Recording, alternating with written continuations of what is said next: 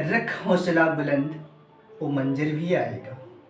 रख हौसला बुलंद वो मंजर भी आएगा। साहिल के पास चलकर समंदर भी आएगा। थक के ना बैठ ए मंजिल के मुसाफिर। थक के ना बैठ ए मंजिल के मुसाफिर। मिल भी मिलेगा और उसका पत्थर भी आएगा। जी हाँ दोस्तों, आपका बहुत बहुत स्वागत है आपके अपने यूट्यूब चैनल पराजित क्लासेस में। जी दोस्तों, आप लोग आज हम आप लोगों को डैश पढ़ाने जा रहे हैं। उसको आप एंड तक देखें, तभी आपको समझ में आएगा कि क्या बताया गया है, नहीं बताया गया है। ठीक है, तो हम आपका टाइम वेस्ट न करते हुए चलते हैं हम लोग सीधे से अपने टॉपिक पे। ठीक है, तो ध्यान दीजिएगा आप। डाइस डाइस मीन्स क्या होता है? पासा। और पासा कितने प्रकार के होते हैं? आप लोगों को आज तक पता होगा कि पासा एक ही तो होता है, लेकिन नहीं मेरे भाई, नहीं मेरे दोस्त। पासा दो प्रकार का होता है। एक होता है स्टैंडर्ड डाइस, एक होता है रॉन्ग डाइस। स्टैंडर्ड डाइस क्या है, जिसको आप नहीं जानते।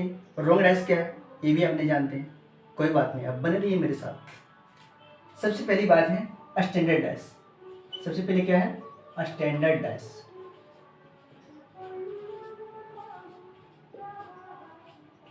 स्टैंडर्ड डाइस, तो स्टैंडर्ड डाइस क्या होता है? किसी भी पासा, यानी कोई भी पासा हो, ठीक है, उसके दो विपरीत सतह का योग 7 हो जाना। 7 समझ ना, 7 7, हाँ 7 हो जाना स्टैंडर्ड डाइस कहा जाता है। स्टैंडर्ड डाइस कहलाता है। तो ये चीज़ अभी तक तो समझ में नहीं आया होगा आपको, लेकिन अब यहाँ पर देखिए मेरे पास ये रहा आपका पासा। दिख रहा है आपको? ये क्या है? 1, ये क्या है? 2, ये क्या है? 3। 1 2 3। हमने आपको क्या कहा? किसी भी पासे के दो विपरीत सतह, किसी भी पासे के दो विपरीत सतहों का योग 7 होना स्टैंडर्ड डाइस कहलाता है। अब यहाँ 1 है, तो इसके पीछे क्या हो सकता है? 7। एक है तो इसके पीछे 6 होगा, तब तो 7 होगा ना। 1 + 6 कितना होता है? 7।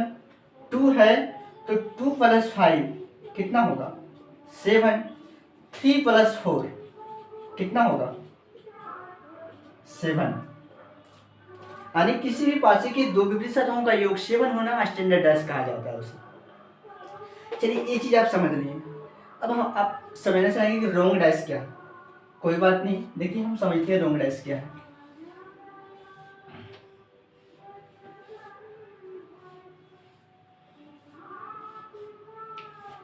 किसी भी पासा, यानी कोई भी पासा हो, ठीक है, उनका यदि सेम फेस, यानी सामने की सतह का जो 7 हो जाना, यानी 7 हो जाना, और रॉन्ग डाइस कहा जाता है। जैसे देखिए यहाँ 2 है, यहाँ 5 है, और यहाँ आपका 3 है।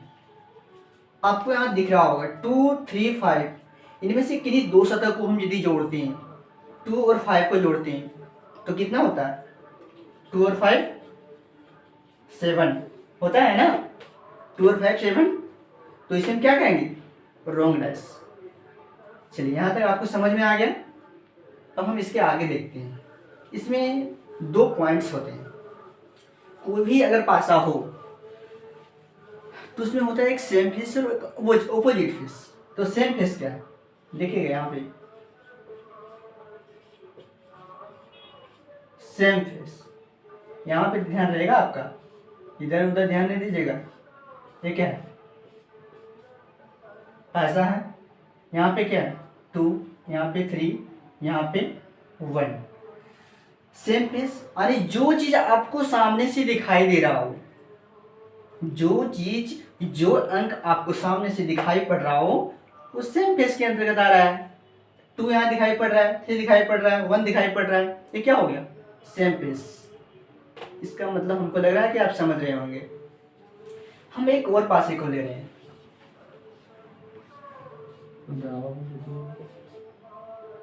3 4 5। अब हम जानना चाहेंगे कि ऑपोजिट फेस क्या है। एक होता है ऑपोजिट फेस। तो ऑपोजिट फेस क्या है समझिएगा। 3 4 5 ये चीज आपको दिख रहा है, तो ये क्या होगा? Same face. हम आपको पहले भी बता चुके हैं, ये क्या होगा? Same face. तो हमको जानना ऑपोजिट फेस। इसके ऑपोजिट में आने जो चीज हमको नहीं दिखाई पड़ रहा है, ठीक है, हो सकता है 1 होगा, हो सकता है 2 होगा, हो सकता है 6 होगा, यही तीनों में हो सकता है। आपको पता है कि एक पासे में टोटल कितने सतह होते हैं? 6 सतह होते हैं, पता है ना आपको? 1 2 3 4 5 6। तो जो चीज नहीं दिखाई पड़ रहा है वो हो गया ऑपोजिट फेस। उम्मीद करते हैं यहां तक आपको समझ में आया होगा। अब बात यहाँ ये है कि जब इतना इसका थ्योरी था, ये क्या था? थ्योरी। तो एग्जाम में, कंपटीशन की दुनिया में क्वेश्चन जो आता है वो किससे आता है, किस ढंग का आता है, उसको हम कैसे बनाएंगे? तो चलिए कोई बात नहीं, आप मेरे साथ बने रहिए, अभी आपको समझ में आएगा। आपके सामने इस ढंग का क्वेश्चन आएगा।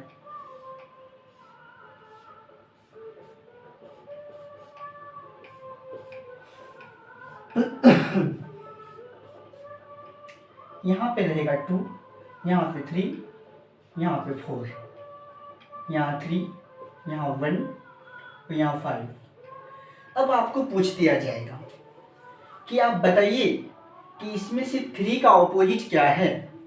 2 पासे को उछाला गया, ठीक है, यहाँ पे 2 पासे आपको नजर आ रहे हैं ना, ये 2 पासे हैं। 2 पासे में से 3 के ऑपोजिट क्या हो सकता है? तब आप कैसे बताइएगा? आप डायरेक्ट बताइएगा 3 का 2 सही होगा क्या? नहीं मेरे भाई, ऐसे नहीं होता है। यहाँ आप बताइएगा, यहाँ 3 का तो 1 तो भी है, तो कैसे होगा? चलिए आप मेरे साथ देखिए यहाँ पे, ठीक है। क्या करेंगे, आपको पता होगा ये क्या है? रेक्टेंगल है। हम लोग समझने के लिए इस ढंग का बना रहे हैं, इस चीज आप समझिएगा, ठीक है। तो ये दोनों को देखिए आप, ये दोनों पासे में कोई ना कोई अंक है जो आपको कॉमन दिख रहा है। कॉमन समझ रहे हैं? कॉमन वो संख्या होता है जो दोनों में प्रेजेंट हो, यानी दोनों में उपस्थित हो। तो यहाँ क्या दिख रहा है आपको? 3 इसमें भी है, 3 इसमें भी है। तो हम क्या करेंगे? 3 को लेंगे कॉमन, और 3 को कॉमन लेंगे, उसको कहाँ रखेंगे? बीच में रखिए इसको, बेचारा दोनों में है, इसको बीच में रहना, इसका हम लोग का प्रायोरिटी देना पड़ेगा हम लोग को इसका, ठीक है। तो 3 है। अब हम लोग यहाँ से चलते हैं 3 के क्लॉकवाइज में। क्लॉकवाइज समझ रहे हैं क्या आप लोग? नहीं समझ रहे हैं, कोई बात नहीं, समझ लीजिए। क्लॉकवाइज क्या होता है? यानी घड़ी जिस दिशा में घूमती है, तो घड़ी किस दिशा में घूमती है आपको पता है क्या? घड़ी ऐसे ना घूमती है, घड़ी आपके पास होगा तो आपको पता ही होगा, क्लॉकवाइज में, ठीक है। तो क्लॉकवाइज में हम लोग इसको लेते हैं, ठीक है। तो 3 घड़ी ऐसे घूम रही है, तो क्या मिलेगा? 2 और 4 मिलेगा। तो 2 और 4 को हम लोग कहीं भी रख सकते हैं। यहाँ रखिए 2 और 4 कहाँ आएगा? इसके बगल में ही आएगा ना, क्लॉक यानी घड़ी घूम रही है 2 और 4 में, तो यहाँ 2 और यहाँ 4 आएगा। यहाँ 2 तो यहाँ 4 आएगा। आप कहिएगा यहाँ 2 तो यहाँ 4 लिख देंगे, ऐसा नहीं। आपको किसी भी घर को खाली नहीं छोड़ना, वो कंसेक्यूटिव होगा, यानी लगातार उसको दर्शाना है आपको। तो 2 और 4 होगा। चलिए यहाँ तक हो गया। अब हम लोग फिर चलते हैं 3 के पास। यहाँ भी, इसमें भी 3 है। अब इसका यदि हम लोग क्लॉकवाइज लिए तो 3 तो क्या मिला? 5 और 1 मिला ना। तो 5 कहाँ रखेंगे? यहाँ 5 रखेंगे, तो घड़ी ऐसे ना घूम रही है, 5 तो यहाँ क्या होगा? 1 होगा। अब क्वेश्चन क्या था मेरा कि 3 के ऑपोजिट क्या होगा? क्या पता चल पा रहा है आपको? नहीं पता चल पा रहा है, कोई बात नहीं। ऐसा हम लोग फिगर बना लिया। अब क्या करेंगे? इस ढंग में इसका ऑपोजिट ए हो जाएगा, यानी 2 का ऑपोजिट क्या होगा? 5 होगा। 1 का ऑपोजिट 4 हो जाएगा। क्या होगा? 1 का ऑपोजिट 4 होगा। अब 3 का ऑपोजिट क्या हो जाएगा? नहीं पता चल पा रहा है आपको, कोई बात नहीं। याद देखिए, आपको हम बताए थे कि एक पासे में कितने टोटल सतह होते हैं? 6। सब तो आपको दिखाई पड़ रहा होगा, लेकिन यहाँ 6 ही नहीं दिखाई पड़ रहा होगा। तो मेरे भाई ये बताइए, 3 है तो इसके ऑपोजिट में यहाँ 6 रहा होगा, यानी 3 के ऑपोजिट में क्या होगा? 6 होगा। चलिए उम्मीद करते हैं कि यहाँ तक आपको समझ में आया होगा। चलिए ये तो रहा क्लॉकवाइज, ये क्या रहा? क्लॉकवाइज। अब क्या होगा? आपके दिमाग में आया कि क्लॉकवाइज ही क्यों? आपके दिमाग में चल रहा होगा कि क्लॉकवाइज ही क्यों, एंटी क्लॉकवाइज क्यों नहीं? एंटी क्लॉकवाइज आप समझ रहे हैं क्या? नहीं समझ रहे हैं, कोई बात नहीं। यहाँ देखिए, एंटी क्लॉकवाइज यानी घड़ी कैसे घूमती है? ऐसे घूमती है, कोई बात नहीं। तो घड़ी को हम लोग उल्टा घुमाना पड़ेगा। एंटी मीन्स उसका उल्टा, यानी घड़ी जिस दिशा में घूमती है ना, उसके ऑपोजिट घुमाना है। ऐसे घड़ी को घुमा देना है आपको। ठीक है, चलते हैं हम लोग पासे के पास। ये दोनों पासे में से कॉमन कौन सा है? कौन सा कॉमन है? 3 कॉमन नजर आ रहा है ना आपको। चलिए 3 को यहाँ लिख देते हैं।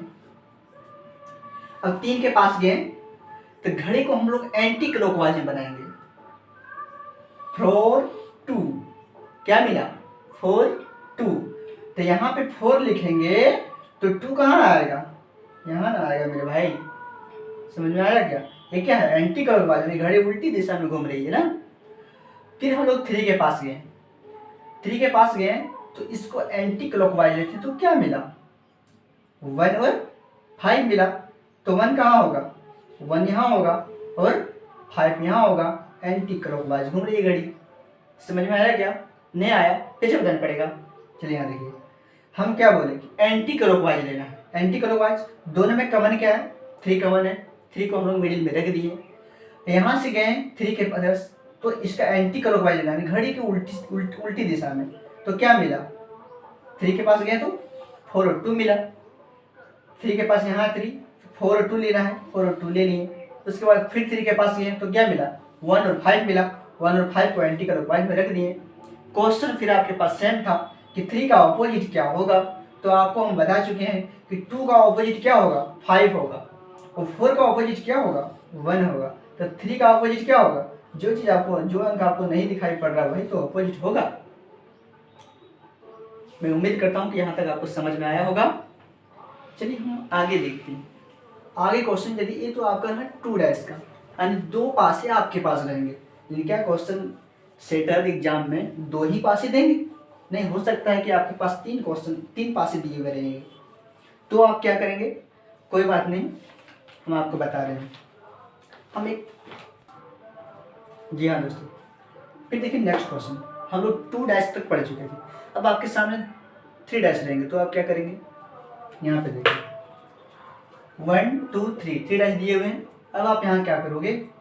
सबसे पहले हम लोग क्या प्रायोरिटी देंगे कि कोई भी ऐसा अंक कि तीनों में आया हो। यहाँ देखिए, कोई भी ऐसा अंक जो तीनों पासे में आया हो। क्या ऐसा आपको कोई दिखाई पड़ रहा है क्या? देखिए 6 6 दो ही पासे में है, 4 4 दो ही पासे में है, 1 1 दो ही पासे में। कोई ऐसा डिजिट यहाँ नहीं दिखाई पड़ रहा है जो तीनों पासे में है। तो क्या करेंगे हम? तब हम किसी 2 पासे को लेंगे। चलिए हम देखते हैं यहाँ पे, किसी 2 पासे को लेते हैं। किसी 2 पासे को ले रहे हैं। हम लोग ले लेते हैं इसको और इसको। देखिए ये दोनों में से, दोनों पासे में से कोई वर्ड, कोई लेटर है क्या? कोई अंक जो कॉमन हो? 6 6 दोनों में है ना। चलिए तो 6 क्या लेंगे? मिडिल में। अब हम लोग सारा क्वेश्चन जो क्लॉकवाइज करेंगे। जैसा मन हो आप एंटी क्लॉकवाइज भी कर सकते हैं। 6 है तो 6 के क्लॉकवाइज में क्या मिला? 4 और 1 मिला। तो यहाँ 4 रहेगा तो 1 कहाँ रहेगा? यहाँ रहेगा। ठीक है, अब ये 6 के पास गए। अब क्लॉकवाइज हम लोग चलते हैं तो क्या क्या मिला? 3 और 5 मिला। हम इसको सेटअप तो कर लिए, सारा चीज सेटअप हो गया। अब आपके सामने क्वेश्चन आ जाएगा कि आप बताइए कि 6 का ऑपोजिट क्या होगा? 6 का ऑपोजिट क्या होगा? तब आप क्या करेंगे? आपको हम पहले बता चुके हैं कि 5 का ऑपोजिट 1 होगा, 4 का ऑपोजिट 3 होगा। तो 6 का ऑपोजिट क्या होगा? जो अंक आपको नहीं दिखाई पड़ रहा है, यानी एक पासे में टोटल 6 सतह में से 1 3 5 6 4 दिखाई पड़ रहा है। आपको क्या नहीं दिखाई पड़ रहा है? 2 नहीं दिखाई पड़ रहा है। तो क्या होगा? 2 होगा। ऑपोजिट ऑफ 6 क्या होगा? 2 होगा। चलिए उम्मीद करते हैं कि यहाँ तक आपको समझ में आया होगा। हम लोग आगे देखते हैं। जी हाँ दोस्तों, अब आपके सामने 4 डैश आ चुके हैं। कितने? 4 डैश आपके सामने आ चुके हैं। अब आप क्या करेंगे? यहाँ पे देखिए क्या करना पड़ेगा आपको। ये चारों में देखना क्या पड़ेगा आपको कि चारों में से कौन सा अंक कॉमन है जो कि चारों में हो। पहले देखिए 3 में ही दिखाई पड़ रहा है। 4 देखिए 4 आपको 2 में ही दिखाई पड़ रहा है। 5 देखिए 5 3 डैश में दिखाई पड़ रहा है। तब क्या करेंगे हम? सबसे पहले प्रायोरिटी क्या देंगे कि जो अंक अधिक हो यानी अधिक पासे में हो, सबसे अधिक, तो क्या होगा? हम लोग देखिए लेते हैं सबसे पहले 5 को लेते हैं। 5 चूंकि 3 पासे में आए हुए हैं ना, तो 5 को हम लोग मिडिल में रखते हैं। किसमें? 5 को हम लोग मिडिल में रखते हैं। 5 को हम लोग क्लॉकवाइज चलाते हैं, तो क्या मिला? 4 और 3 मिला। फिर 5 के पास चलते हैं, तो क्या मिला? 2 और 4 मिला। अब क्या होगा?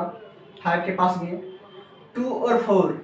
अब बताइए मेरे भाई, 4 तो यहाँ पहले से प्रेजेंट है, अब 2 को कहाँ रखेंगे? कहाँ रखेंगे? 2 को यहाँ रखना पड़ेगा, तब तो क्लॉकवाइज में 2 और 4 होगा। समझ रहे हैं ना? 4 पहले से यहाँ प्रेजेंट है, तो क्या करेंगे? 2 को यहाँ रखेंगे, तब तो 2 और 4 क्लॉकवाइज में होगा। फिर हम लोग 5 के पास चलते हैं, 3 और 6। क्या मिला? 3 और 6। देखिए, तो 3 यहाँ पहले से उपस्थित है, 3 पहले पहुंच चुका वहां पे, तो अब क्या करेंगे? 6 को हम लोग लाएंगे क्लॉकवाइज में, यानी घड़ी ऐसे ही नहीं घूमती है मेरे भाई, तो यहाँ 6 को रखेंगे, 3 और 6 होगा ना। अब देखिए, आपको यदि कोई कहीं किसी का भी अपोजिट पूछ दे, तो आप सक्षम है निकालने में, आप उस चीज को बता सकते हैं कि हाँ इसका अपोजिट ये होगा। देखिए यहाँ पे 2 का अपोजिट 3 होगा, 4 का अपोजिट 6 होगा, तो 5 का अपोजिट क्या होगा? 1 होगा। चूंकि 1 ही है, तो यहाँ जो नहीं दिखाई पड़ रहा है। समझ गए यहाँ तक? चलिए हम एक और क्वेश्चन लेते हैं जो 4 डैश का है। यहाँ पे देखिए 4 6 5 2 5 1 1 5 6 2 4 3। अब इसमें देखिए सब में कॉमन क्या है? 4 देखिए, 4 किसमें? मात्र 2 ही डैश में मिल रहा है। 5 देखिए 3 डैश में है। 6 को देखिए, 6 2 ही डैश में मिल रहा है। अब क्या करें हम लोग? हम लोग जो सबसे अधिक है उसको पहले प्रायोरिटी देंगे, उसके बाद ही किसी को देंगे। सबसे पहले देखिए 5 5 5 तीनों में मिल रहा है, तो हम लोग 5 को लेते हैं। ठीक है, अब 5 के पास गए तो क्या मिला? 6 और 4 मिला। क्या मिला? 6 और 4 मिला, तो 6 को लेंगे, उसके बाद 4 को लेंगे, क्योंकि क्लॉकवाइज ऐसे ही तो घूमती है घड़ी ना। उसके बाद फिर 5 के पास गए तो क्या मिला? 2 और 1 मिला, तो 2 को यहाँ रखेंगे और 1 यहाँ में रखेंगे। ये हो गया क्लॉकवाइज ना। अब कहेंगे कि ये सब पासी का क्या काम है? अब कोई काम नहीं रहेगा, क्योंकि मेरा जो बॉक्स था वो तो बच चुका है, और जो हमको आंसर चाहिए था वो तो मिल चुका है। देखिए 6 का ऑपोजिट क्या होगा? 2 होगा। 1 का क्या होगा? 4 होगा। यहाँ तक आप समझ चुके हैं। अब पूछ रहा है ऑपोजिट ऑफ 5, तो ऑपोजिट ऑफ 5 क्या हो सकता है?